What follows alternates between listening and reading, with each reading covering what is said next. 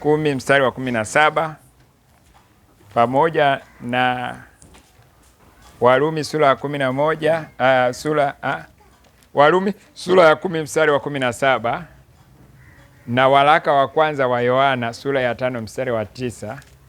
Tutamalizia na Yohana Mtakatifu 19:34 pamoja na 30. Kwa hiyo karibu ndugu ambaye unasoma Biblia, tusomee.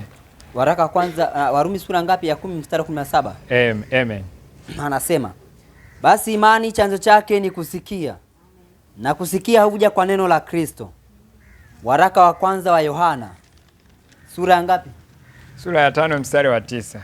Sura ya 5 mstari wa 9 anasema, kisha wako watatu washuhudiao duniani, roho na maji na damu, na watatu hawa hupatana kwa habari moja.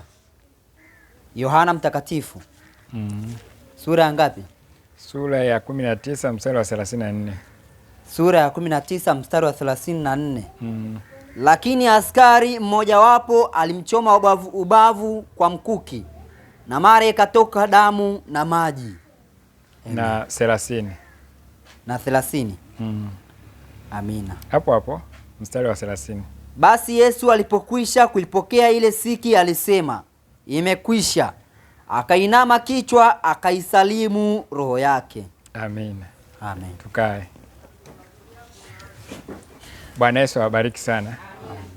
Bado niko katika mahubiri ya kuzaliwa mara ya pili, na niko naelezea kuzaliwa mara ya pili kwa sababu kuna mafundisho mbalimbali yanayozungumzia kuzaliwa mara ya pili. Na sisi kwenye kitabu hiki cha Biblia tunaona sura ya 3 kitabu cha Yohana Mtakatifu mstari wa 3 inasema kwamba Bwana Yesu anamwambia Nikodemo, amini amini nakwambia, mtu asipozaliwa mara ya pili hawezi kuuelewa ufalme wa mbinguni. Bwana Yesu abariki sana.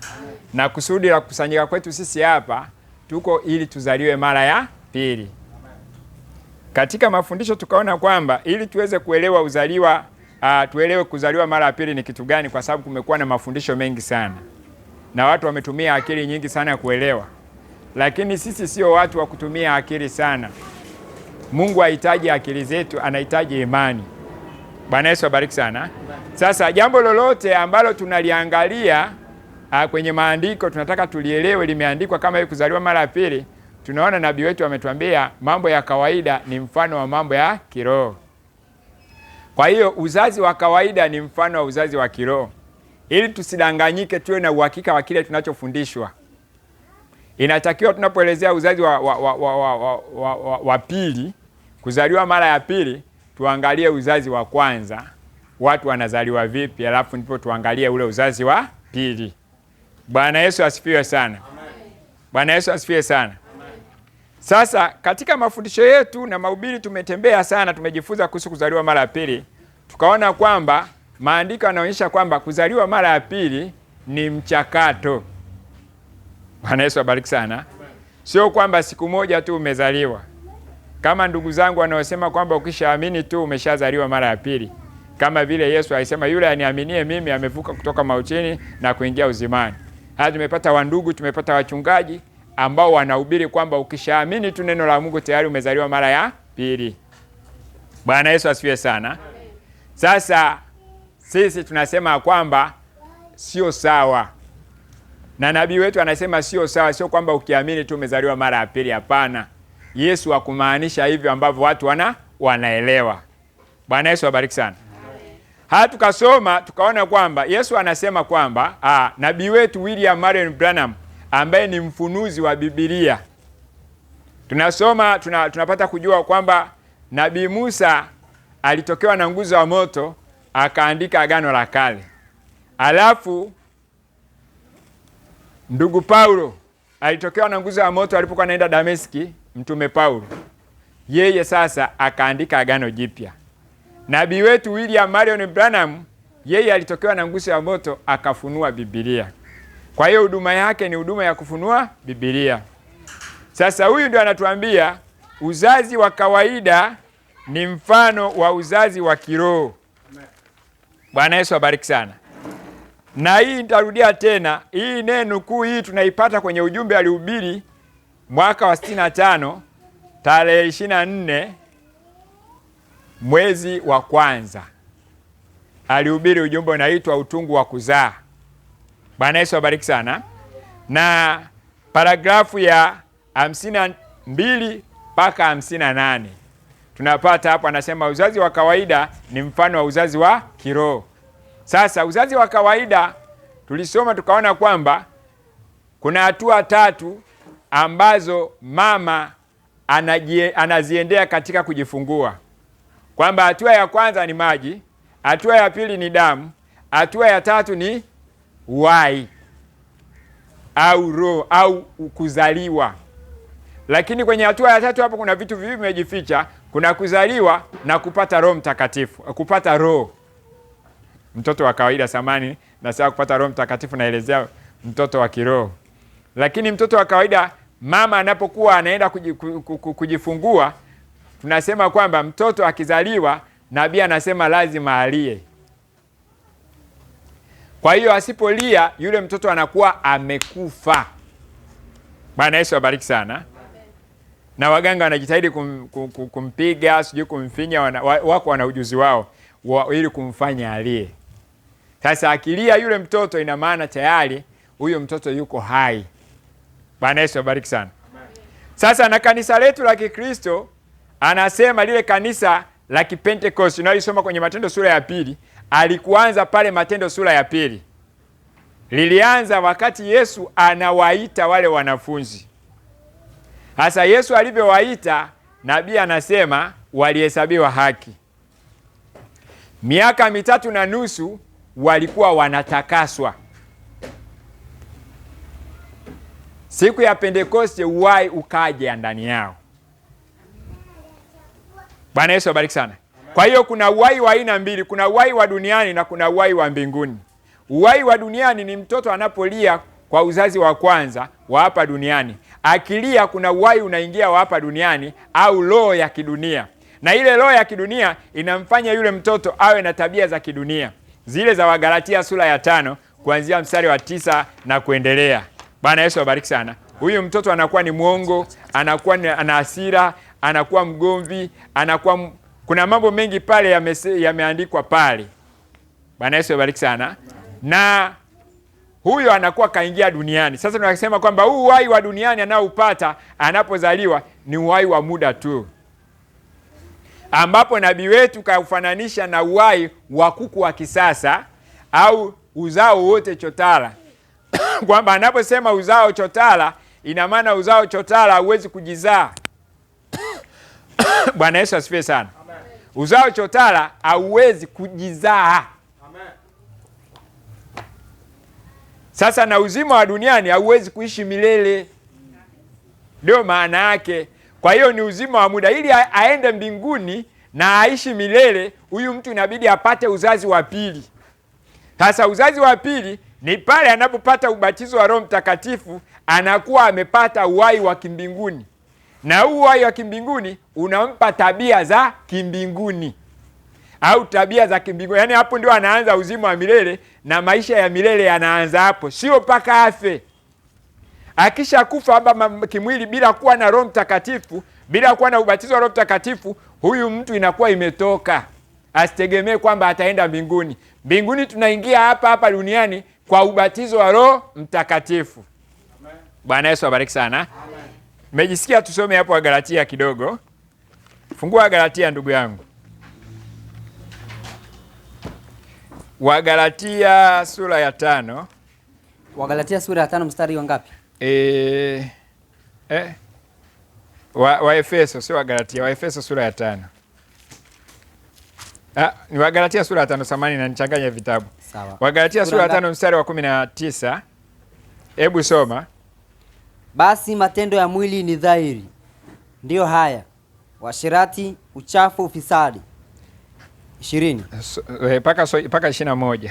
Ibada ya sanamu, uchawi, uadui, ugomvi, wivu, hasira, fitina, faraka, uzushi, husuda, ulevi, ulafi na mambo yanayofanana na hayo. Katika hayo nawaambia mapema, kama nilivyokwisha kuwaambia, kwamba watu watendao mambo ya jinsi hiyo hawataurithi ufalme wa Mungu. Bwana Yesu abariki sana. Kwa hiyo haya matendo ya mwili ndio roho inapomwingia mtoto wa hapa duniani, amezaliwa katika mwili wa damu na nyama hapa duniani, anazaliwa na hizo tabia ndani yake. Nabii anasema hizi tabia anazipata kutoka kwenye damu ya baba yake na kwa mama yake kupitia yai la mama. Kwa hiyo anakuwa na tabia za baba na mama toka tumboni. Na hiyo ndio Daudi anasema, baba yangu na mama yangu walinichukua mimba atiani. Ni uzazi wa mara ya kwanza kuzaliwa kwa kujuana kimwili. Kwa hiyo tunapozaliwa katika kujuana kimwili, tunazaliwa katika dhambi. Na mwili tunaoupata ni mwili ambao mwili wa mauti, mwili wa kufa, hauna uzima wa milele. Lakini bado uzazi huu wa kawaida wa kidunia, uzazi wa kwanza, tunaufananisha na uzazi wa pili wa milele, uzazi wa kiroho, uzazi wa mbinguni. Kama tulivyozaliwa na baba na mama wa duniani, tunazaliwa tena mara ya pili na baba na mama wa mbinguni. Bwana Yesu abariki sana. Haleluya. Na tunajua baba na mama wa mbinguni, Yesu yeye ni mume wa kanisa. Yesu ni baba na kanisa ndio anafananishwa na mama. Bwana Yesu abariki sana. Amen. Sasa tunapozaliwa mara ya pili tunapata uhai wa milele. Hapo kwenye mstari wa 22 soma hapo. Anasema, lakini tunda la Roho ni upendo, furaha, amani, utulivu, utu wema, fadhili, uaminifu, pole kiasi.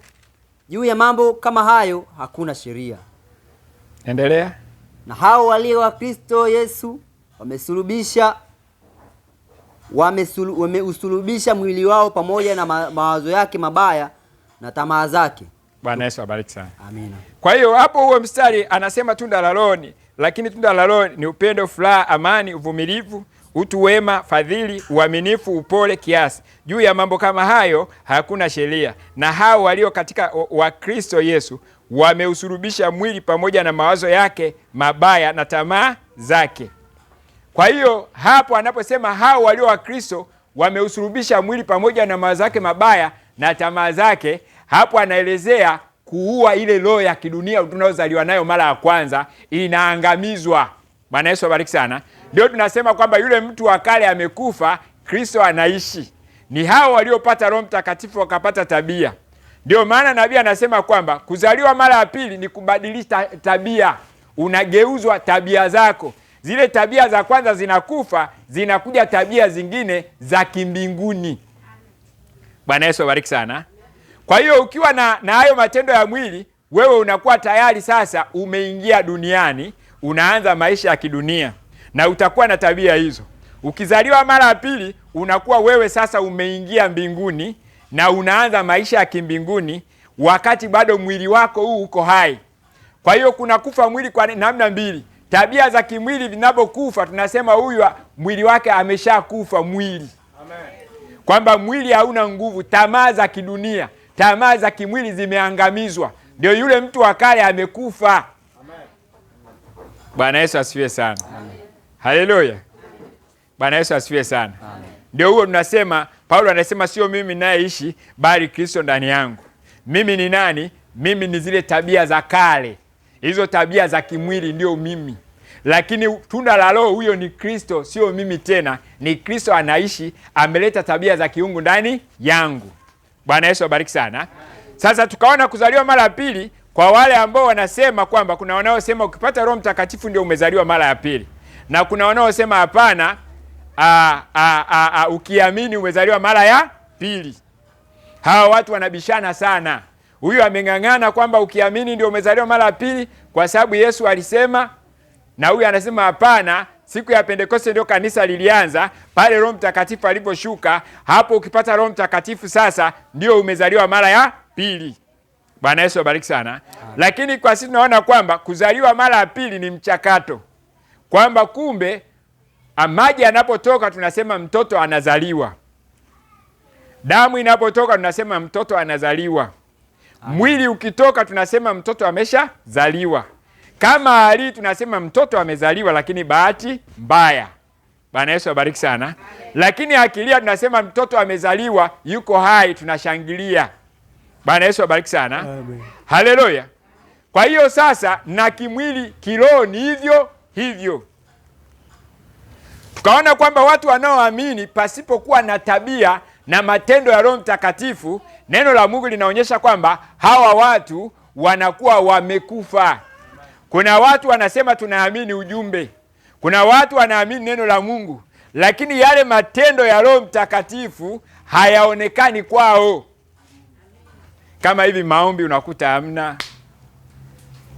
Unaona mtu akiumwa, baadaye kuomba anakimbilia kwa manabii au kwa waganga wa kienyeji, lakini ni muamini, anasema Mkristo. Kuna Wakristo wanaoendaga kwa waganga wa kienyeji. Bwana Yesu abariki sana. Kwenye Biblia tunaona kwamba huyu mfalme Sauli ambaye alikuwa mfalme wa Israeli, alipokuwa Bwana asemi naye kwa ndoto wala kwa manabii wala kwa ulimi thumimu, akaenda kwa mganga wa kienyeji. Bwana Yesu abariki sana. Na nabii wetu anasema kwenda kwa mganga ni hatua ya chini kabisa. Yaani mtu anakuwa kashindwa kabisa. Yaani ina maana ameshindwa kwa Mungu, kaamua kujikabidhi kwa shetani, kwenda kutafuta usuluhishi kwa shetani. Bwana Yesu abariki sana. Kwa hiyo mwaminio ambaye anaenda kwa waganga wa kienyeji na anafanya mambo yasiyofaa, maisha yake si ya Kikristo, huyu ni mwaminio aliyekufa. Mdomoni ana akili, na inawezekana mtu akawa na akili mdomoni lakini matendo yakawa tofauti. Ndio maana Paulo alisema kwenye Wakorintho wa kwanza sura ya 13 pale, alisema kwamba nijaposema kwa lugha za malaika na wanadamu, kama sina upendo nimekuwa si kitu mimi. Nijapotoa mwili wangu ungue moto na mali zangu kuwalisha maskini, kama sina upendo nimekuwa si kitu mimi. Ninajapojua kuwa na maarifa na kujua asili zote za Mungu. Pale kwa waamini wanaosema wanajua Mungu. Na kujua asili zote za Mungu na maarifa yote, kama sina upendo nimekuwa si kitu mimi. Hata tutakwenda kwenye somo ambalo tutajifundisha kwamba upendo ni Roho Mtakatifu. Watu hawajui upendo ni nini. Upendo ni Roho Mtakatifu. Zile roho 7 za Mungu zilizotumwa duniani kote. Kwenye Ufunuo sura ya 5 mstari wa 6. Bwana Yesu abariki sana. Zile roho 7 ukisoma unakuta roho ni tabia. Kwa maana unasema huyu ana roho ya nguruwe, ina maana ana tabia ya nguruwe. Huyu mtu ana roho ya ng'ombe, ana tabia za ng'ombe. Kwa hiyo tukisema tuna Roho Mtakatifu, maana yake tuna tabia za kiungu. Unapopata roho wa Mungu, maana yake wewe unakuwa na tabia za kiungu, na tabia za kiungu ziko kwenye kitabu cha Petro wa pili sura ya kwanza ile. Kuanzia mstari wa 3 na kuendelea pale, utapata kwamba sisi tunakuwa walisi wa tabia za kiungu. Hasa tabia za kiungu ziko 7. Kuna imani, kuna wema ambao ni nguvu, kuna maarifa, kuna kiasi, kuna saburi, kuna utawa, kuna upendano wa ndugu. Sasa hivi vyote ukivichanganya ndio zinaitwa rangi 7. Zinafanishwa, ukiwa nazo hizi inafanishwa na rangi 7 za upinde wa mvua. Ukiwa nazo hizi sasa ukizichanganya kwa pamoja inatokea upendo wa agape, upendo wa kiungu. Wewe unakuwa unaweza kupenda mtu yoyote, hata mbaya wako. Ule upendo wa kiungu ambao unaweza kupenda yoyote, wewe unakuwa hauna adui hapa duniani. Haleluya. Sasa ule upendo wa kiungu ni roho 7 zilizochanganyikana pamoja, au tabia 7 za kiungu zilizochanganyikana pamoja, zinazotoka kwenye kitabu cha Petro wa pili sura ile ya kwanza. Sura ya kwanza au ya pili pale ukisoma.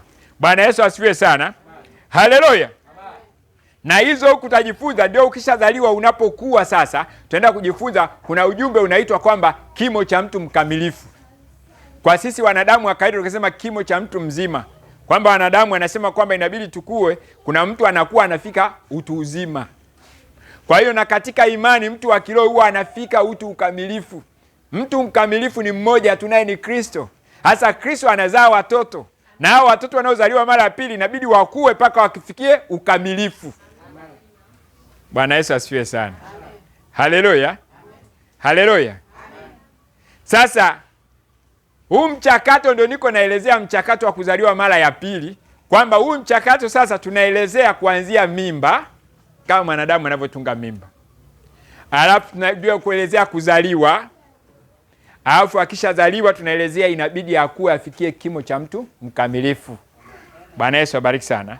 Sasa hiyo ni process ambayo inatakiwa mtu apitie aliyezaliwa mara ya pili, sio ukiamini tu. Kwa hiyo sasa nabii wetu anaelezea kanisa lile la kwanza, anaelezea vile ambavyo Yesu aliwaita wanafunzi wake. Kwa hiyo anaelezea alipowaita walihesabiwa haki. Miaka 3.5 wakati wanakula neno, anawalisha neno. Lile neno lilikuwa linawatakasa. Yohana 17:17 Yesu alisema watakase kwa ile kweli, neno lako ndio kweli. Kwa hiyo pale walikuwa wanatakaswa. Bwana Yesu abariki sana. Siku ya Pentekoste kwenye Matendo sura ya 2, pale walipata ubatizo wa Roho Mtakatifu, yaani maana yake uhai wa kimbinguni uliingia ndani yao. Wakapata uzima wa milele, wakawa tayari wamezaliwa mara ya pili, tayari wameingia mbinguni. Bwana Yesu abariki sana. Kwa hiyo hapo sasa ina maana hiyo miaka 3.5 toka Yesu anaanza huduma mpaka anaondoka, tunasema walikuwa wanazaliwa. Bwana Yesu abariki sana. Ni process. Kuhesabiwa haki ni kuzaliwa, lakini bado hujazaliwa mpaka utakaswe. Kutakaswa ni kuzaliwa, lakini hujazaliwa mpaka upate Roho Mtakatifu. Ukipata Roho Mtakatifu ndio tayari kuzaliwa kumekamilika. Bwana Yesu abariki sana. Kwa hiyo mama anapokwenda leba, chupa inapovunjika maji yanatoka, tunasema mama yuko anajifungua. Damu inapotoka tunasema mama yuko anajifungua. Bwana Yesu abariki sana. Mtoto anapotoka tunasema mtoto ametoka, lakini bahati mbaya kama akulia. Lakini akilia tunashangilia kwamba tayari mtoto ameingia duniani. Haleluya. Na mwaminio anapopata Roho Mtakatifu mbinguni wanashangilia kwamba mtoto sasa ameingia mbinguni. Bwana Yesu abariki sana. Kitu kinachochanganya wanadamu wengi, kwa sababu tunaambiwa hisi 5 au milango 5 ya fahamu ni giza, kwamba milango ya fahamu 5 ya fahamu inatuzuia tusione malaika ambao tuko nao hapa. Milango 5 ya fahamu ambao ndio hisi kuu inatuzuia tusione Yesu ambaye yuko hapa. Hata mapepo hatuyaoni yako humu, hatuyaoni hayo mapepo kwa sababu ya milango 5 ya fahamu. Hasa na miili yetu ya kimbinguni ipo hapa, hatuioni kwa sababu milango 5 ya fahamu ipo. Bwana Yesu abariki sana. Ikitoweka hii milango 5 ya fahamu, tukabaki na ule mwili wa kiungu, tutaanza kujiona jinsi tulivyo. Bwana Yesu abariki sana. Haleluya. Shida watu wanataka wamuone yule mtu wa kimbinguni wakiwa kwenye hisi 5, ndio shida. Hasa sisi watu wa imani tunasema habari za mtu wa kimbinguni tukiwa ndani ya hisi 5. Ndio tunasema kwa imani. Tunaamini kwamba mimi wa kiroho niko hapa. Kwa hiyo ukitaka kunijua kama nipo, angalia tabia zangu, ujue kwamba kuna yule mtu, kwa sababu tabia zangu hazitoki katika mwili wa damu na nyama, zinatoka ndani ya mtu wa kiroho. Na tunajua tabia za mtu wa kiroho zikoje. Bwana Yesu abariki sana. Haleluya. Sasa tutarudia kidogo kusoma pale ambapo tutarudia kidogo afu taendelea pale ambapo nani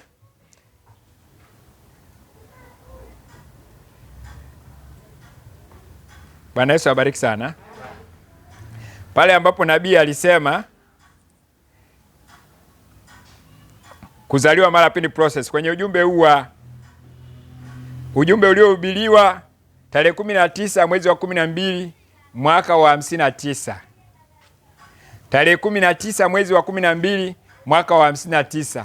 Maswali na majibu juu ya Roho Mtakatifu.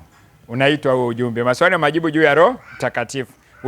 Ulihubiriwa tarehe 19 mwezi wa 12 mwaka wa 59. Sasa tutasoma pale 41 kwanza. Tunaangalia mchakato wa kuzaliwa mara ya pili. Paragrafu ya 41 inasema hivi: Roho Mtakatifu ni kile ... unaamini hata uzima wa milele. Bwana Yesu abariki sana. Kwa hiyo hapa ana maana kwamba tunaposema Roho Mtakatifu ni kile kitu ambacho kinakufanya unaamini mpaka unaenda kupata uzima wa... Hapa anapinga kuamini tu na kubaki hapo hapo. Anasema ukishaamini, umeshaamini, tayari umezaliwa mara ya pili. Hapana, tunaona nabii anasema ni kile unaamini hata uzima wa milele. Hicho ndio Roho Mtakatifu. Roho Mtakatifu ni kile unaamini hata uzima wa milele. lakini Roho Mtakatifu ajapo ni uzima wa milele.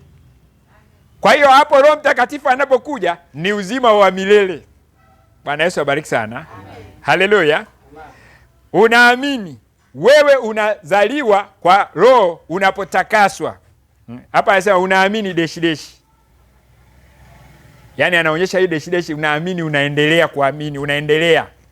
Unaamini deshi deshi. Wewe unazaliwa kwa Roho unapotakaswa.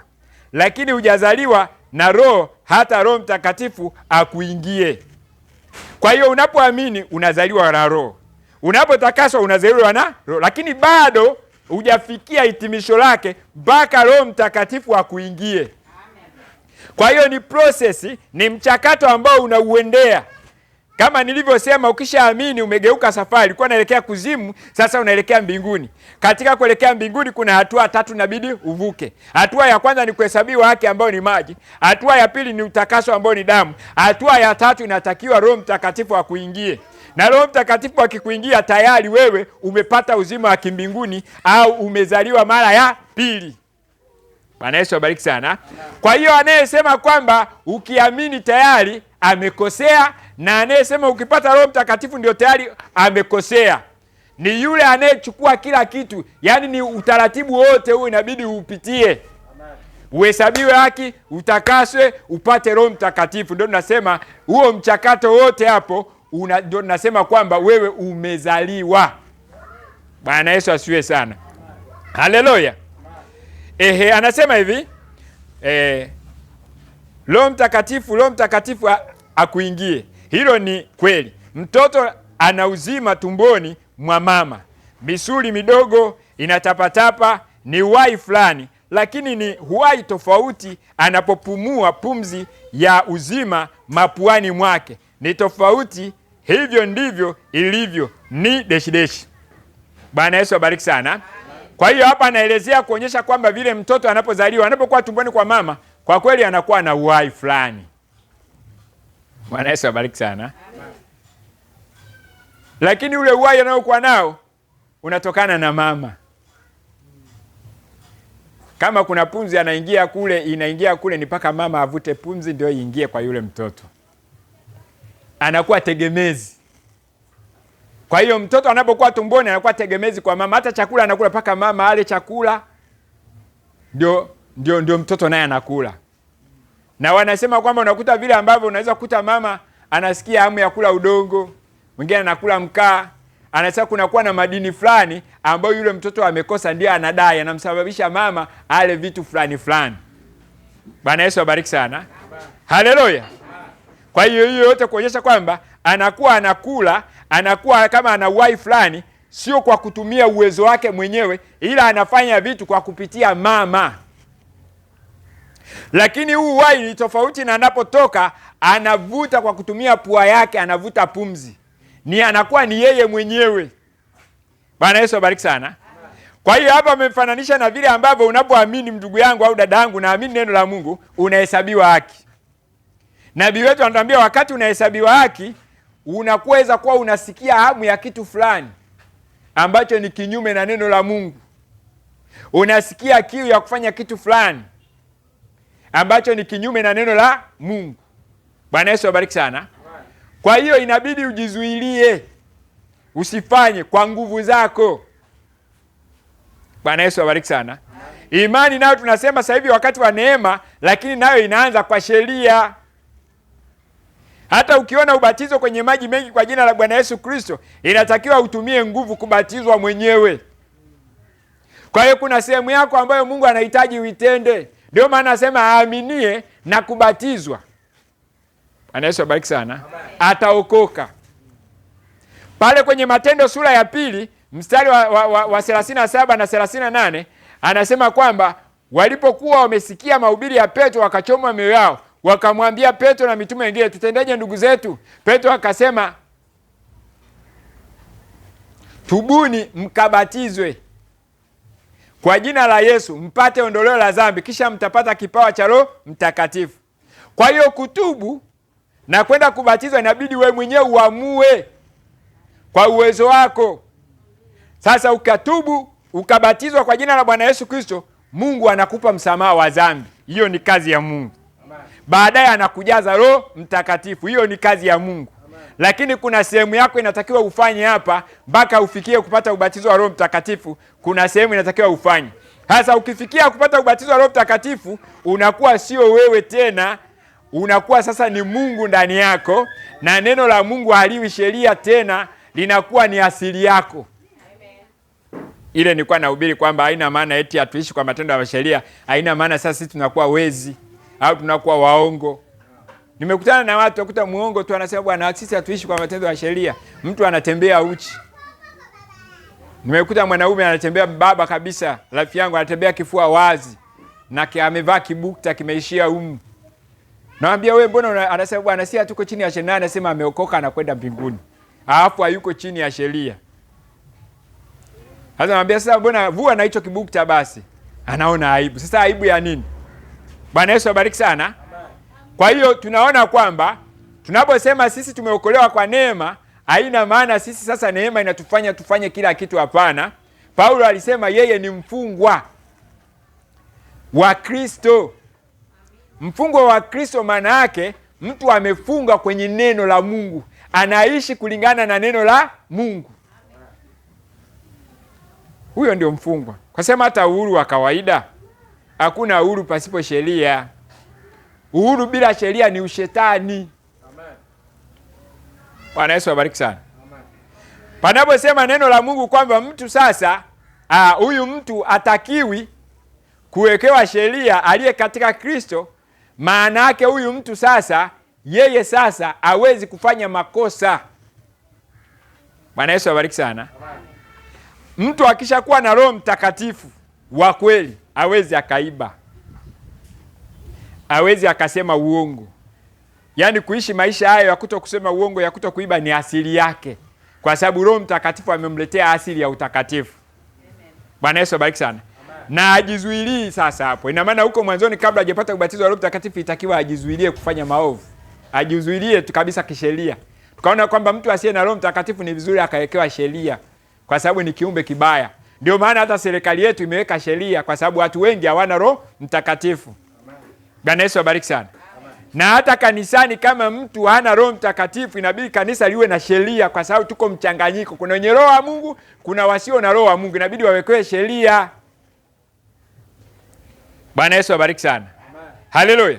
Sasa huyu mwenye Roho Mtakatifu yale yote ambayo sheria inasema usifanye hivi, usifanye hivi, yeye hawezi kuyafanya, kwa sababu yeye asili yake ni utakatifu. Hawezi kuiba, hawezi kusema uongo. Bwana Yesu abariki sana. Hawezi kuua, huwezi kukuta ni mgomvi. Kwa hiyo huyu mtu sasa yuko juu ya sheria. Bwana Yesu abariki sana. Huko ndio kuwa juu ya sheria, kwa sababu sheria ikikutafuta haikupati. Wewe ni zaidi ya sheria. Wewe sasa sheria haikuhusu. Sheria inawahusu watu wasio na Roho Mtakatifu. Lakini haina maana wewe sasa uko tayari kufanya lolote hata lisilofaa, hapana. Wewe ukiona uko tayari kufanya lolote hata lisilofaa, ina maana wewe hauna Roho Mtakatifu, na kama hauna Roho Mtakatifu inabidi sheria ije juu yako. Bwana Yesu asifiwe sana. Haleluya. Kwa hiyo hapa penye paragrafu ya 31 ujumbe huu ambao nimeusoma hapa, paragrafu ya 39, paragrafu ya 39 anasema sasa hebu tuchunguze. Yesu katika Luka 24 mstari wa 49 alikuwa amewaagiza mitume baada ya wao kuokolewa na kutakaswa kulingana na neno, kuhesabiwa haki kwa kumwamini Bwana Yesu, kutakaswa katika kwa Yohana 17:17. Yesu aliposema uwatakase Baba kwa kweli, neno lako ni kweli, na yeye alikuwa neno. Kwa hiyo hapa nimesoma kuonyesha kwamba hili kanisa la Yesu Kristo lilitumia miaka 3.5 linazaliwa mara ya pili process, mpaka siku toka Yesu alivyowaita wakaenda mpaka siku ya Pentecost wakawa wameshazaliwa mara ya pili. Bwana Yesu abariki sana. Sasa kuzaliwa mara ya pili, ili tuweze kuzaliwa mara ya pili, hata sisi ambao tuko hapa tuwe na uhakika wa kuzaliwa mara ya pili, kuna utaratibu wake. kuna kanuni yake. Bwana Yesu abariki sana. Kwa hiyo kuna kanuni ambayo Mungu ameiweka. Ukifuata hiyo kanuni, wewe unazaliwa mara ya pili, na hakuna kinaweza kukuzuia usizaliwe mara ya pili. Kwa hiyo tunaenda kuangalia hiyo kanuni au process ya kuzaliwa au utaratibu wa kuzaliwa mara ya pili. Bwana Yesu abariki sana. Tunaangalia kwenye ujumbe huo hapo penye paragrafu, narudi nyuma kidogo, paragrafu ile ya 30, paragrafu ya 35. Paragrafu ya 35, huu ujumbe wa maswali na majibu juu ya Roho Mtakatifu ya tarehe 19 mwezi wa 12 mwaka 59. Anasema hivi, para ya 35. Taendelea paragrafu ya 35 mpaka ile paragrafu ya mpaka paragrafu ya 38. Tasoma kwa jina la Bwana. Sasa tutaonyesha mchezo mdogo wa kuigiza usiku huu, na nitaiacha juu yenu. Sasa kumbuka, kama kitu chochote ni kinyume, hilo ni juu yako. Lakini njia pekee ambayo mtu yoyote aweza kupata chochote toka kwa Mungu ni kwa imani. Na kabla hujaweza deshi. Bwana Yesu abariki sana. Sasa hapa anatuambia haya yote ambayo tunayasema, njia pekee ya kuweza kuyapata kitu chochote ambacho Mungu amekuahidi, njia ya kuweza kuipata, anasema ni kwa njia ya imani. Bwana Yesu abariki sana. Haleluya. Kwa hiyo imani inakueje? Ni kama ambavyo tumefundishwa kwamba Mariamu alipomwamini yule malaika alitunga mimba. Mimba ikakaa miezi 9, akazaliwa Yesu. Bwana Yesu abariki sana. Yesu akakuwa mpaka miaka 33 akaondoka. Bwana Yesu abariki sana. Kwa hiyo na mimi na wewe ambapo tuko hapa kanisani tunahubiriwa neno la Mungu. Tunapoamini neno la Mungu tunatunga mimba. Bwana Yesu abariki sana. Sasa kuna utaratibu, kuna kanuni ameiweka, inabidi tuifuate hiyo kanuni. Tukishaifuata hiyo kanuni, sasa tunaanza kupitia hizo process. Kwa hiyo imani sasa, ukishaamini unatunga mimba, lakini haiishii mimba. Kuna mchakato wa hii mimba kukua mpaka miezi 9, na miezi 9 mtoto anatoka, anakuwa mpaka anafikia utu uzima. Kwa hiyo mbegu ya kiroho niko hivyo hivyo, mbegu ya kimwili iko hivyo, na mbegu ya kiroho iko hivyo. Kwa hiyo hakuna njia yoyote ya kupata kitu chochote ambacho Mungu amesema isipokuwa ni kwa njia ya imani. Amen. Bwana Yesu abariki sana. Amen. Haleluya. Hasa hapa kuna kitu ambacho kinafunguka. Kitu gani kinafunguka? Vile amesema kwamba Mungu ametupa hizi 5 za mwilini: macho kuona, pua kunusa, masikio kusikia, na ngozi kugusa, na ulimi kuonja. Hizi 5 Mungu ametupa kuwasiliana na ulimwengu wa kimwili. Amen. Vitu vya asili vya kawaida. Hasa mwanadamu anatumiaga vitu hivyo ili awasiliane na Mungu, pale ndio anapomkosa Mungu. Bwana Yesu abariki sana. Amen. Na hiyo inaonyesha kuna viumbe ambavyo vipo, lakini hatutumii hizi 5 kuviona. Kuna hisi fulani ambayo Mungu angetuwekea, kuna mlango fulani wa fahamu ambao Mungu angetuwekea, tungeweza kuviona hivyo vitu. Amen. Ndio katika jamii ya binadamu kuna vitu ambavyo Mungu anawapa baadhi ya wanadamu, vinaitwa karama au vipawa. Bwana Yesu abariki sana. Amen. Karama au vipawa vinawasaidia kuona watu mbalimbali, viumbe visivyoonekana katika macho ya kawaida, katika hisi ya kawaida. Huwa wanaona vitu wanapokuwa wametoka katika ulimwengu wa kawaida. Bwana Yesu abariki sana. Amen. Hawa watu wenye karama mbalimbali, kuna karama mbalimbali ambazo Mungu ametupa. Lakini kuna wengine wanazo, kuna wengine hawana. Kwa hiyo kuna mwingine anaweza kaona, nasikia watu wanasema sijui ameona jini, mwingine ameona pepo, sijui. Hivyo vitu havionekani kwa hisi 5. Kuna hisi nyingine tu mtu anakuwa nayo ya kumsababisha aone hivyo vitu. Sasa basi, kama mwili una hisi 5, unasaidia watu kuwasiliana na ulimwengu wa kawaida. Roho nayo ina hisi 5. Kwa sababu mwanadamu ana sehemu 3, ana mwili, roho na nafsi. Roho nayo ina hisi 5. Upendo, furaha, upendo, kumbukumbu, hoja, mawazo, dhamira, Bwana Yesu abariki. Sijui nimemaliza, sasa nitakuwa nimemaliza. Dhamira, upendo, kumbukumbu, mawazo na hoja. Bwana Yesu abariki sana. Amen. Hivyo ni vitu ambavyo ni hisi za rohoni, na hizo hazimfanyi mtu akamuona Mungu. Wapentekoste wengi wanatumiaga hisi hizo. Akijisikia tu kitu fulani, akajisikia mambo fulani, anasema leo nimemwona Bwana. Bwana Yesu abariki sana. Amen. Tunaona kwamba wahubiri wengi wa Kipentekoste wana mbwembwe nyingi sana anapokuwa mimbarani. Mwingine anapuliza watu wanaanguka, mwingine anapiga teke huku hewani alafu watu wanaanguka. Yaani mbwembwe nyingi, kwa sababu hao watu wataka waone mbwembwe, wanajua ndio Mungu yuko. Bwana Yesu asifiwe sana. Amen. Na nabii wetu anatuambia kuna umati mkubwa tumezungukwa nao sasa hivi ya watafuta ishara. Anatoka kusanyiko hili mpaka kusanyiko hili, anatoka mkutano huu mpaka mkutano huu. Wanatafuta ishara na maajabu.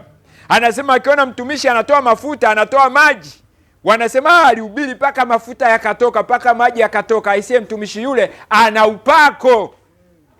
Kanisa linajaa. Bwana Yesu abariki sana. Kwa hiyo unakuta watu wanaanguka ovyo ovyo. Eti wakianguka hivyo eti ndio. Bwana Yesu abariki sana. Sasa hii ya kuanguka unatumia hisi hata za macho za kuona. Lakini kuna ile anasema ni alipokuwa ananiomba nikajisikia msisimko, nikajisikia kaubaridi. Eti ndio Mungu yupo. Sasa nabii wetu anatuambia katika hisi za rohoni na hisi za mwilini hakuna yoyote unaweza kuwasiliana na Mungu. Amen. Bwana Yesu abariki sana. Haleluya. Amen. Kwa hiyo kwenye roho ya mwanadamu na kwenye mwili wa wanadamu hakuna hisi ya kuwasiliana na Mungu. Hisi zote 5 za mwilini na za rohoni, hakuna njia yoyote ya kuwasiliana na Mungu. Bwana Yesu abariki sana. Amen. Sasa hapa anaposema hakuna njia yoyote ya kupata kitu kwa Mungu isipokuwa ni kwa njia ya imani.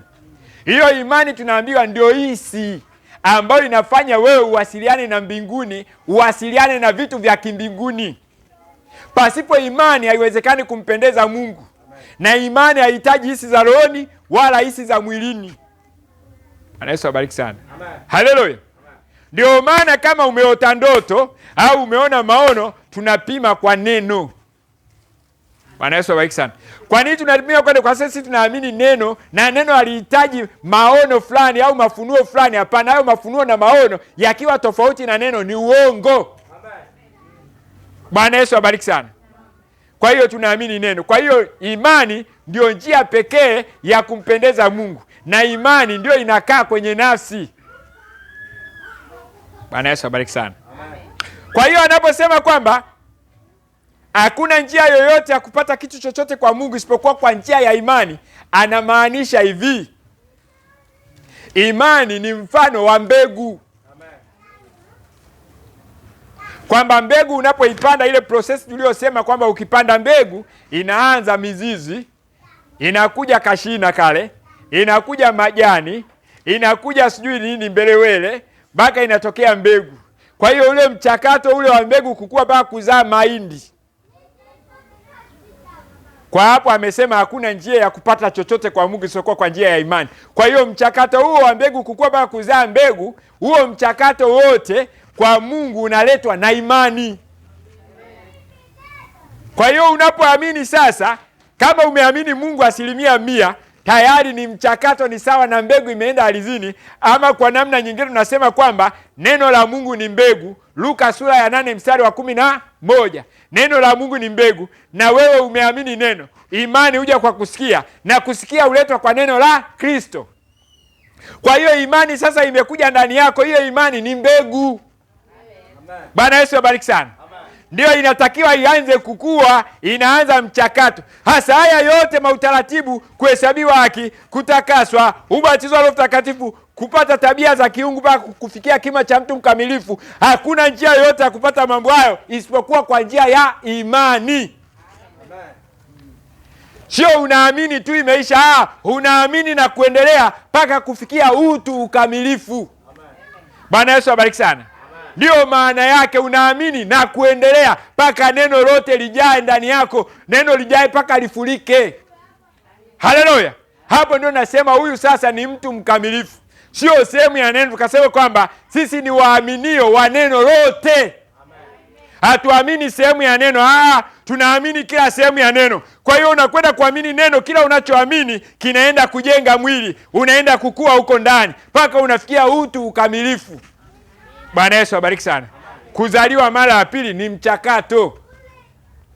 Bwana Yesu asifiwe sana. Haleluya. Hapo ndio anasema hakuna njia yoyote ya kupata kitu chochote kwa Mungu isipokuwa kwa njia ya imani. Nitarudia tena, nitaendelea kwa sababu hiyo para ya 35 nataka nisome mpaka paragrafu ya 38. Anasema hivi: hata tunaonyesha mchezo mdogo wa kuigiza usiku huu na nitaiacha juu yenu. Sasa kumbuka, kama kitu chochote ni kinyume, hilo ni juu yako. Lakini njia pekee ambayo mtu yeyote aweza kupata chochote toka kwa Mungu ni kwa imani. Na kabla hujaweza para ya 36, yanibidi kujua kile ninachotenda kabla sijakuwa na imani katika kile ninachotenda. Mbona ukamuoa mke wako? Ulikuwa na imani kwake. Uliisha mjaribu, ukamchunguza, ukaona alikotoka, alivyokuwa. Hivyo ndivyo yalivyo maandiko. Na Mungu pia, hilo ndilo linalosababisha maono haya, hii nguzo ya moto, mambo haya yote, kwa sababu Mungu aliahidi. Mungu alisema hivyo, nimemjaribu kwa neno lake na kujua kuwa ni kweli. Nanyi fuateni neno lake.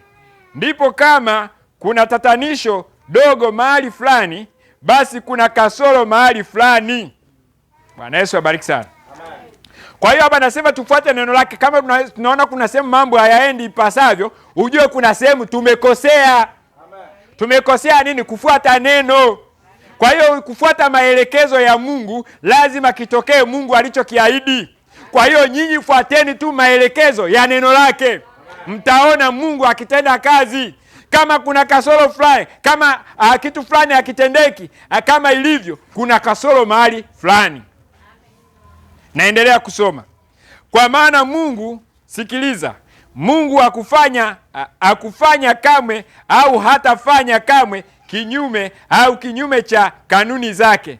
Majira ya baridi hayatakuja katika majira ya joto, na majira ya joto hayatakuja katika majira ya baridi. Majani hayatapukutika katika majira ya kuota, na yaote katika majira ya kupukutika. Haiwezekani kamwe. Bwana Yesu abariki sana. Hiyo ni kanuni ambayo Mungu ameiweka. Hawezi kuta wakati mwingine maji yanatoka chini yanamwagikia juu angani. Hapana, Mungu ameweka maji haya yanamwagika duniani chini, alafu yanaporomoka yanaenda baharini. Kwa hiyo maji yanafuata mkondo, hayapandi mlima. Hiyo ni kanuni ya Mungu. Kwa hiyo kila jambo linafanyika kwa majira yake. Kila jambo Mungu aliweka katika utaratibu.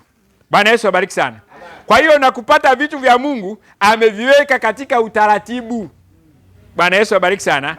Kwa hiyo kila kitu inabidi ufuate vile Mungu alivyosema, na ukifuata vile Mungu alivyosema lazima kitokee. Ukikosea tu sehemu fulani, akitokee kile Mungu alichosema. Kwa hiyo njia nyingine ya kujua ni kuona vile ambavyo ahadi za Mungu hazitimii kwako, na ukiona hazitimii ujue kuna sehemu fulani kuna kasoro. Bwana Yesu abariki sana.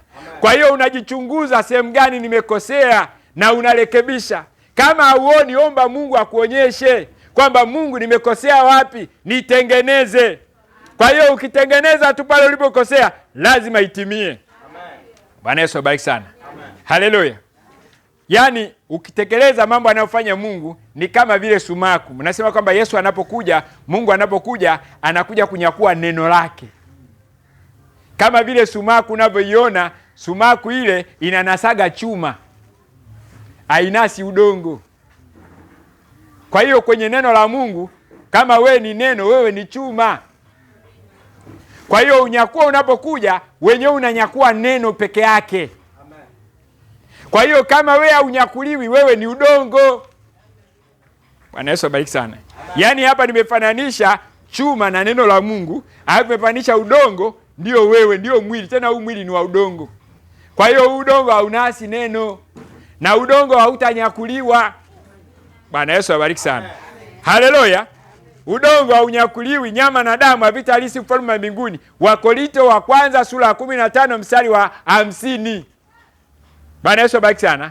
Havitanyakuliwa, lakini neno ndio linanyakuliwa. Kwa hiyo ukiona mambo hayaendi, kuna mahala fulani umekosea. Bwana Yesu abariki sana. Haleluya. Kwa hiyo sisi kazi yetu ni kuomba Mungu tusaidie tuone. Wewe unaona siri za mioyo, tusaidie utuone sehemu gani sisi tumekosea, sehemu gani hatuendi sawa, tuweze kutengeneza, tukuone Mungu katika maisha yetu. Kazi yetu ni kupiga kelele namna hiyo. Tukiona sehemu fulani tumekosea, tusiombe, tutengeneze. Haleluya. Maana kuna ambaye amefunuliwa, ameona alipokosea, alafu bado anaomba Mungu. Hapana. Ukiona chukua hatua, katekeleze kile alichosema. Bwana Yesu abariki sana. Pala 37. Kama nilivyosema usiku uliopita kuhusu chemichemi inanyunyuzia mimea yako, au kama unasimama nje hapa katikati ya shamba na ni giza kabisa, nawe ungesema stima kuu, najua huko uwandani, sasa nimepotea, sijui ninakoenda, angaza ili nione jinsi ya kutembea. Kuna stima ya kutosha kuangazia uwanda mzima. Hiyo ni kweli. Naam Bwana, kunayo stima ya kutosha chumbani humu kuangazia hata bila taa. Bila hiyo lakini ya kubidi uiongoze. Sasa huenda ukaipigia makelele hadi usiweze kupiga makelele tena, haingewaka. Lakini ukifanya kazi kulingana na kanuni za stima, basi utapata mwangaza. Bwana Yesu abariki sana. Haleluya. Kwa hiyo hapa ametoa yuko nje kwenye shamba, ametoa mfano, alafu kuna giza totoro, lakini kuna umeme pale. Nadhani naitaga stima. Bwana Yesu abariki sana. Stima ni umeme. Hasa umeme ili uwake inabidi uende kwenye switch uwashe. Hasa sema giza liko totoro na umeme huko hakutosha. Lakini ukikaa useme naomba umeme wake, wewe stima waka, hauwezi kuwaka. Hata urukeruka ufanyeje, huo umeme hauwezi kuwaka. Bwana Yesu abariki sana. Lakini ukifuata kanuni nini? Tafuta switch iko wapi, nenda kawashe, umeme unawaka. Bwana Yesu abariki sana. Kuna Wakristo wenye tabia hiyo, hawafuati maelekezo na kanuni ya neno, wanafunga na kuomba, wanaomba ubatizo wa Roho Mtakatifu. Bwana Yesu abariki sana. Bwana, tunaomba Roho Mtakatifu. Kuna wengine hawajabatizwa kwenye maji mengi, hawajabatizwa kwa jina la Bwana Yesu Kristo, wanaomba ubatizo wa Roho Mtakatifu. Wakati Petro alisema hiyo, Matendo sura ya 2 mstari wa 37 na 38, tubuni mkabatizwe kwa jina la Yesu Kristo mpate msamaha wa dhambi, kisha mtapata kipawa cha Roho Mtakatifu. Amen. Bwana Yesu asifiwe sana. Alisema maneno hayo Petro. Hasa wenyewe hawajatubu, hawajabatizwa kwa jina la Bwana Yesu Kristo, wanafunga na kuomba, wanaomba ubatizo wa Roho Mtakatifu. Wanafunga, wanaomba Mungu aonekane. Madhara yake wanapata mapepo. Bwana Yesu abariki sana. Hawa watu nawafanishaga na hawa hapa. Hebu tuwasome kidogo hapa muone. Kwenye kitabu kile cha Wafalme.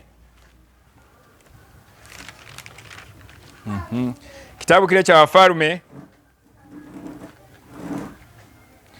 Wafalme wa kwanza sura ya 18.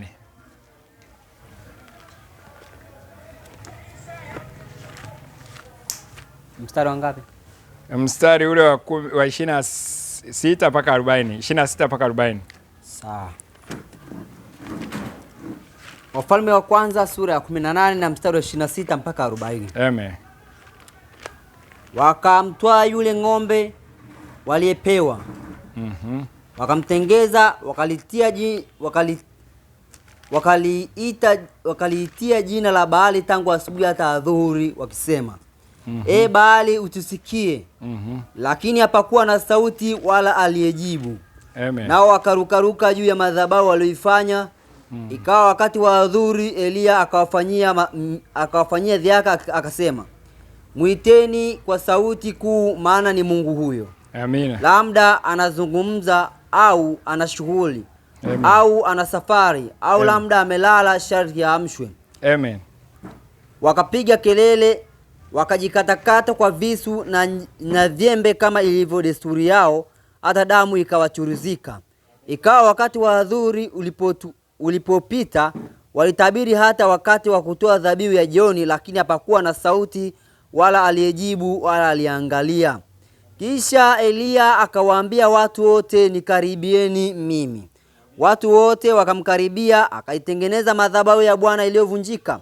Eliya akatoa mawe 12 kwa hesabu ya kabila za wana wa Yakobo, aliyejiliwa na neno la Bwana na kuambiwa, jina lako litakuwa Israeli. Naye akaijenga madhabahu kwa mawe hayo katika jina la Bwana, akafanya mfereji kama vipimo 2 vya mbegu akizunguka madhabahu. Kisha akazipanga zile kuni, akamkata yule ng'ombe vipande vipande, akaziweka juu ya kuni. Akasema, jazeni mapipa 4 maji, mkayamwage juu ya sadaka ya kuteketezwa na juu ya kuni. Akasema, fanyeni mara ya pili.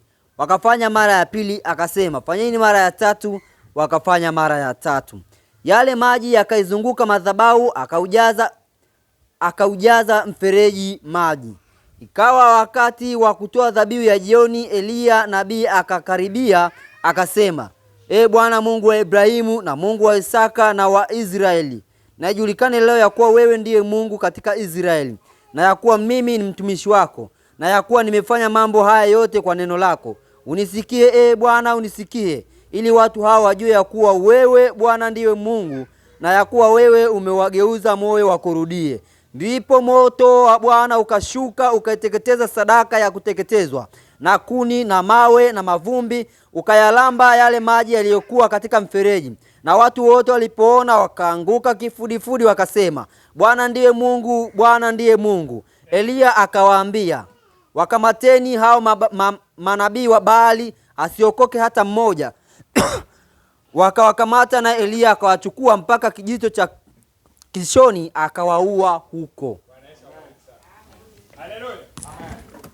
Nimeona asome hapo ili tuangalie huo mfano. Bwana Yesu bariki sana. Hapo tunaona Eliya yuko na manabii wa Baali wanashindana. Eliya anasema kwamba Bwana ndiye Mungu. Bwana Yesu asifiwe sana. Na wenyewe wanasema hapana, Baali ndiye Mungu. Bwana Yesu asifiwe sana. Haleluya. Amen. Bwana ndiye Mungu. Haleluya. Amen. Bwana Yesu asifiwe. Amen. Bwana Yesu asifiwe sana. Haleluya. Haleluya. Kwa hiyo tuna Wapentekosti wengi hawataki kubatizwa kwa jina la Bwana Yesu Kristo, lakini wanafunga na kuomba, wanaomba Roho Mtakatifu. Badala yake wanapata mapepo ya kidini, mapepo ya kidhehebu. Bwana Yesu abariki sana. Yale mapepo ambayo yameandikwa hapa tupasome kwenye Timotheo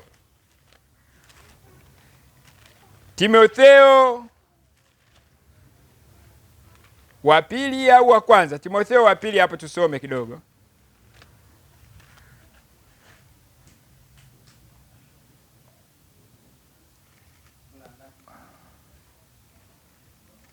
Timotheo wa pili sura angalia Timotheo wa kwanza sura ya 4. Anzia mstari wa kwanza. Basi Roho anena waziwazi ya kwamba nyakati za mwisho wengine watajitenga na imani, wakisikiliza roho zidanganyaza na mafundisho ya mashetani. Kwa unafiki watu wasemao uongo, wakichomwa moto dhamiri zao wenyewe, wakiwazuia watu wasioe na kuwaamuru wajiepushe na vyakula ambavyo Mungu aliumba vipokeo kwa shukrani na walio na imani. Basi ishia tu hapo hapo. Bwana Yesu abariki sana. Amen. Basi Roho wa Mungu anena waziwazi kwamba nyakati za mwisho ni nyakati za hatari. Wengine watajitenga na imani, wakisikiliza roho zidanganyazo na mafundisho ya mashetani. Kwa hiyo kama umemhubiria mtu neno la ukweli, ameliona, alafu anaenda kuomba tena Roho Mtakatifu anaenda kupata roho idanganyayo, naenda kupata mafundisho ya mashetani. Kwa nini? Kwa sababu neno la Mungu liomwonyesha ndio Roho Mtakatifu. Yohana sura ya 6 mstari wa 63. Mstari wa 63 sura ya 6 Yohana inasema mwili ndio utiao uzima. Utiao uzima. Roho ndio itiayo uzima. Mwili haufai kitu. Maneno hayo ninayowaambia ni roho tena ni uzima. Kwa hiyo Roho Mtakatifu unapoamini, hapo anasema imani huja kwa kusikia na kusikia huletwa kwa neno la Kristo. Bwana Yesu abariki sana. Pale unaposikia neno la Mungu ukalitii, wewe ndio una imani na wewe ndio una Roho Mtakatifu. Bwana Yesu asifiwe sana. Kwa hiyo Roho wa Mungu anakuja kulingana na kanuni yake. Kanuni yake nini? Neno la Mungu. Kwa hiyo soma neno la Mungu. Ukiona kuna mambo fulani unafanya kinyume na neno, rekebisha. Ukisharekebisha ndio omba. Kwa hiyo kama hujarekebisha, ukiomba ukafunga na kuomba, wakati maisha yako sio sawa na neno, utapata mapepo. Hatua ya kwanza ni kama Elia, unatengeneza madhabahu kwanza. Moyo wako uwe safi kwanza. Unatubu dhambi zako. Unabatizwa kwa jina la Yesu Kristo. Unaangalia neno linasemaje. Tukaona kwamba siku hiyo sema neno la Mungu ni kioo. Unaangalia matongotongo kwenye moyo wako. Kwa sababu Bwana haangalii kama wanadamu waangaliavyo. Yeye Bwana utazama moyo. Kwa hiyo Bwana anaangalia kwenye moyo wako. Akiona moyo wako una uchafu, hawezi kuingia. Bwana Yesu abariki sana. Kwa hiyo ukitengeneza moyo wako, nasema watakase kwa ile kweli, neno lako ni kweli. Unapokuwa unatengeneza kwa kupitia neno, pale ndio unatakasika. Bwana Yesu abariki sana. Yesu baada ya miaka 3.5 akasema, Baba, wamekuwa safi kwa sababu ya lile neno lililowaambia. Hawakupata ubatizo wa Roho Mtakatifu pale Pentekoste kabla hawajawa safi kwa neno. Waliamini neno wakawa safi, ndio wakaenda Pentekoste wakapata Roho Mtakatifu wakati wametakasika, na baada ya hapo wakaanza kuomba. Bwana Yesu abariki sana. Haleluya. Kwa hiyo inatakiwa tuombe tukiwa tuko ndani ya mapenzi yake. Kuna wimbo ule tunaimbaga, hakuna lisilowezekana kwa Bwana. Ukitaka baraka sawa sawa na mapenzi yake utapewa. Bwana Yesu abariki sana. Kwa hiyo ukitaka Mungu sawa sawa na mapenzi yake, kama Elia aliomba sawa sawa na mapenzi yake, manabii wa Baali waliomba kinyume na mapenzi yake. Kwa hiyo kama kinyume na mapenzi yake, utapiga makelele na hautapata. Na ikizidi utapata mapepo tu. Bwana Yesu abariki sana. Haleluya. Haleluya. Hebu nisome kidogo hapa nimalizie. Muda ulishaniacha. Para 38. Vema, hivyo ndivyo ilivyo kwa Mungu. Mungu ni muumba mkuu wa mbingu na nchi. Yeye yule jana, leo na hata milele. Yeye yuangali Mungu, lakini yeye hutenda tu ukifuata kanuni zake na maagizo marafiki. Ukifuata kanuni zake na maagizo marafiki. Nasema hili sijaliona likishindwa kamwe, na alitashindwa. Bwana Yesu abariki.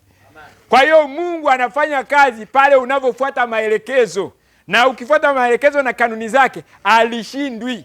Kama ukiona unafanya jambo linashindikana, inajua ujue umekosea kwenye kanuni zake. Bwana Yesu abariki sana. Kwa hiyo ukikosea tu Mungu afanye. Ukipatia Mungu anafanya. Kwa hiyo anafanya kulingana na taratibu alizoweka. Bwana Yesu asifiwe sana. Haleluya. Haleluya. Basi nimalizie kwa ujumbe huu hapa. Isikuu. Bwana Yesu abariki sana. Tasoma ujumbe wa Isikuu wa 59, ulihubiriwa mwaka 59 tarehe 27 mwezi wa 12, unaitwa Isikuu. Paragrafu ya 50 na ukasome mwenyewe nyumbani, sitasoma zote, tasoma kidogo kwa sababu ya muda umeenda. Paragrafu ya 52 mpaka ile ya 68. Ukasome mwenyewe nyumbani. Bwana Yesu asifiwe sana. Sasa mimi hapa ndaanzia paragrafu ile nianzie tu paragrafu ya 54. Tasoma mpaka hapo kidogo takapoishia. Anasema nasi tunamshukuru Mungu ya kwamba tuna hizo hisi 5. Bali kwa vyovyote vile hukupewa hizi 5 zipate kukuongoza. Zilitolewa kwako kwa ajili ya mawasiliano ya duniani. bali ulipewa hisi ya sita, na hisi hiyo ya sita ni ya Mkristo peke yake. Wala huwezi kuwa na hisi hii ya sita mpaka umekuwa Mkristo. Hiyo ndiyo njia pekee unayoweza kuwa na zaidi ya hisi hizo 5 na za kawaida. Kwa mtu wa kawaida, hisi ya sita inajulikana vizuri zaidi kwa Mkristo kama imani. Hiyo ndio inayokutawala na kukuongoza, na ni hali ya juu kuliko hisi nyingine zote. Ni ya hali ya juu sana kuliko hisi zote hizo, hisi nyingine 5. Para ya 55. Sasa nisingeweza kusema ya kwamba kwa sababu eti tunapokea ile hisi ya sita ya kwamba zile hisi 5 hazifai tena. Naam, zinafaa. Hisi hizo 5 ulipewa na Mungu, nazo zinapaswa kutumiwa. Lakini wakati hizo hisi 5 zinapotenda kinyume cha neno la Mungu, basi zinadanganya. Sasa hisi ya sita haiwezi kudanganya, ni hisi kuu, na hiyo ndiyo ninayotaka kunena habari zake asubuhi ya leo. Nilizungumza juu ya ishara kuu, na usiku wa leo juu ya hisi kuu. Na hiyo hisi kuu ni Roho Mtakatifu, ile imani ya Mungu inayokaa ndani yako. Na kama utaruhusu zile hisi 5 kutii hisi ya sita, itakuongoza na kuzitiisha zile hisi nyingine zote 5 chini ya hiyo hisi kuu, kwa kuwa iko juu zaidi sana ya hisi ya kawaida. Kama vile mtu wa kiroho alivyo juu ya mtu wa kawaida, iko juu sana kama mbingu zilivyo juu sana, juu zaidi ya mtu wa kawaida. Na hisi zake 5 inakufanya uamini vitu ambavyo huwezi kuona, inakufanya utende mambo ufikiri zile hisi 5 zingepata kuwazia. Ibilisi anaweza kuingia katika hisi hizi 5 na kukudanganya, bali hawezi kugusa hiyo hisi kuu. Hiyo iko mbali sana, na anapoweza kufikia hiyo inatokana na Mungu, inaitwa imani. Imani ndicho kitu hicho kikuu. Bwana Yesu abariki sana. Haleluya. Bwana Yesu abariki sana. Hapa unapata hata unavyosema mambo ya kunyakuliwa, haya yanapatikana hapo. Bwana Yesu abariki sana. Kwa nini? Kwa sababu anasema kwamba mtu ambaye anaamini neno la Kristo yuko juu sana kuliko mtu wa kawaida. Inamfanya imani aamini vitu ambavyo huwezi kuona kwa hisi 5. Yeye anasema vipo. Haleluya. Kwa hiyo mtu wa kawaida hawezi kumwelewa huyu mtu mwenye hisi 5, kwa sababu huyu anatumia hisi 5, huyu anatumia hisi ya 6 ambayo ni imani, na imani inafanya huyu mtu aone vitu ambavyo mtu wa kawaida haoni. Kwa hiyo kuto kuona mtu wa kawaida na huyu kuona, kiimani nasema huyu yuko juu. Juu kifika, juu kimawazo, juu kimtazamo, yeye ana ufahamu wa juu. Kwa hiyo kiroho anakuwa kanyanyuliwa juu, kanyakuliwa, yuko juu kuliko kila kitu. Bwana Yesu abariki sana. Kwa hiyo anakuwa na ufahamu wa kimbinguni. Sasa unasema hisi ya 6 ni Roho Mtakatifu, haina maana Roho Mtakatifu hiyo hisi ndio ubatizo wa Roho Mtakatifu. Hapana. Inaitwa Roho Mtakatifu kwa sababu imani ndio chanzo cha kusafiri mpaka kupata ubatizo wa Roho Mtakatifu, na hakuna njia yoyote ya kupata Roho Mtakatifu isipokuwa kwa njia ya imani. Kwa hiyo imani ndio mwanzo, unaanza na kuamini. Hilo ni tendo la imani, ni tendo la Roho Mtakatifu, lakini bado sio Roho Mtakatifu hajaja ndani yako, lakini ni kazi ya Roho Mtakatifu, ni imani. Bwana Yesu abariki sana. Utakaso ni kazi ya Roho Mtakatifu. Ni Roho Mtakatifu anafanya kazi ya utakaso, lakini bado hajaja ndani yako. Kuhesabiwa haki ni kazi ya Roho Mtakatifu, lakini bado hajaja ndani yako. Utakaso ni kazi ya Roho Mtakatifu, lakini bado hajaja ndani yako. Bwana Yesu abariki sana. Lakini ubatizo wa Roho Mtakatifu ni Roho Mtakatifu amekuja ndani yako. Bwana Yesu abariki sana. Kwa hiyo Roho Mtakatifu akija ndani yako, imani unayokuwa nayo ni tofauti na imani kabla hujapata ubatizo wa Roho Mtakatifu. Haleluya. Kabla hujapata ubatizo wa Roho Mtakatifu unaweza ukawa na imani ya kiakili tu. unaamini kiakili tu. Haleluya. Na nabii amesema sio vibaya kama hizi 5 zinakubali neno, sio mbaya, lakini zinapokataa neno pale ndio zinakuwa mbaya. Bwana Yesu abariki sana. Kwa nini? Kwa sababu imani huja kwa kusikia, na kusikia huletwa kwa neno la Kristo, na kusikia unapohubiri mimi hapa inapitia kwenye masikio, inaingia kwenye hizi 5, kwenye hoja za rohoni, kwenye mwili masikio, kule kwenye roho kuna hoja, unasema hii kweli au sio kweli, unaipima, alafu ukikubali inaingia kwenye nafsi, kwenye moyo, inakuwa imani, inakuwa mbegu. Bwana Yesu abariki sana. Haleluya. Ikisha kuwa mbegu haishii hapo, inaanza mchakato wa kukua mpaka kuzaliwa mpaka kukua. Bwana Yesu abariki sana. Kwa hiyo hapa chanzo cha kueleza haya yote, huko unaweza ukaendelea mwenyewe. Nimeeleza hivi ili kuonyesha sasa, kumbe sasa imani ndiyo chanzo. Tunapoamini ujumbe wa Malaki sura ya 4 ni sawa na vile Mariamu alivyokutana na malaika Gabrieli akamwambia utazaa mtoto na huyo mtoto atakuwa mwana wa aliye juu. Mariamu alizaa, ule mwili uliozaliwa na Mariamu ulikuwa mwili wa nyama na damu, lakini wewe na mimi kuna mwili wa kiungu ambao ni neno la Mungu lililo hai. Wewe umeahidiwa kwamba unakwenda kumzaa mtoto na huyo mtoto ni neno la Mungu. Neno la Mungu sio andiko kwa maana andiko huwa. Neno la Mungu ni mwili wa kiungu, ule mwili wa kiroho. Kwa hiyo unaenda kumzaa huyo mtoto ambaye ni Mungu, aliyezaliwa na Mungu. Kama mtoto wa Mungu ni Mungu, kama vile mtoto wa nyoka ni nyoka. Haleluya.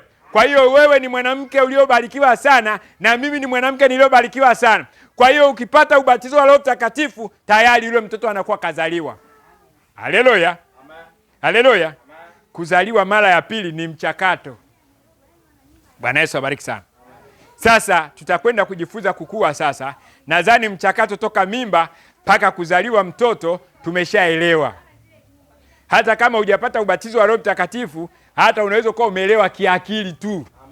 Yaani mambo hayo unaweza kuelewa kwa akili tu. Naweza kumhubiri mtu hata ana Roho Mtakatifu na akaelewa. Hasa unashangaa watu wanadai wana Roho Mtakatifu alafu hawaelewi mambo haya.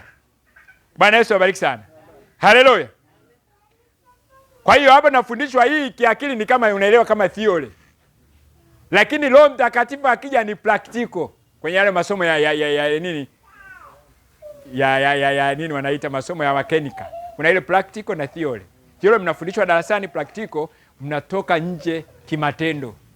Kwa hiyo Roho Mtakatifu ajapo, ndio anasema unavuta mapumzi kwa pua yako, unavuta mapumzi ya kimbinguni, yanaanza matendo ya Roho Mtakatifu. Haleluya. Ambayo unayaona live, unakuwa na uzoefu binafsi wewe mwenyewe wa Mungu. Sio elimu ya shule tena. Haleluya. Ndio tunataka tufike hapo. Bwana Yesu abariki sana. Nadhani tusimame tuimbe.